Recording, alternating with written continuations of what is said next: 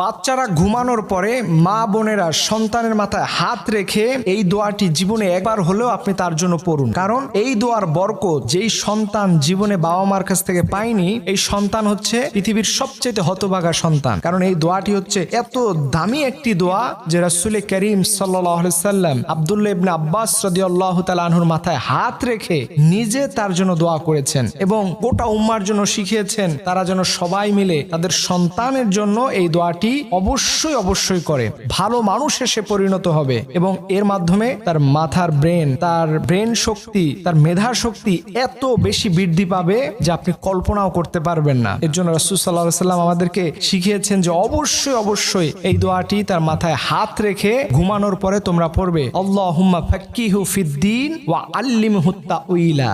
এই দোয়াটি আপনি আপনার সন্তানের মাথায় হাত রেখে জীবনে একবার হলে আপনার পড়া উচিত।